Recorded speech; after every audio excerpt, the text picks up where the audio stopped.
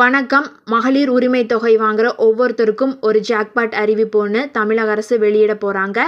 அதாவது நம்மளுடைய தமிழகத்தில் மக்களுக்காகவும் சரி மகளிருக்காகவும் சரி நிறைய நலத்திட்டங்களை அனௌன்ஸ் பண்ணியிருந்தாங்க. இருந்தாலும் மகளிர் உரிமை தொகை அப்படிங்கிறது மிகப்பெரிய ஒரு திட்டம் அப்படின்னே சொல்லலாம். இந்த ஒரு திட்டத்தோட வெற்றியை தொடர்ந்து நிறைய மாநிலங்கள், அதாவது கர்நாடகா, தெலுங்கானா, ஜம்மு காஷ்மீர் இந்த மாதிரியான மாநிலங்களில் 2000, 2500, 3000 இந்த மாதிரி மகளிர் உரிமை தொகையை அவங்களுடைய மாநிலங்களில் இருக்கிற மகளிருக்கு வங்கி கணக்கில் போட்டுட்ருக்காங்க.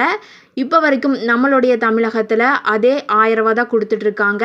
நம்மளுடைய தமிழகத்திலையும் மகளிர் உரிமை தொகை 2000 ரூபாயா உயர்த்தப்படணும் அப்படின்னு சொல்லி நிறைய பேர் கோரிக்கை வைத்துட்ருக்கிற நிலையில் வரப்போகிற சட்டமன்ற தேர்தல் 2026 மகளிர் உரிமை தொகை 2000 உயர்த்தப்படும் அப்படிங்கிற அறிவிப்பு வெளியாகும் அப்படின்னு எதிர்பார்க்கப்படுது.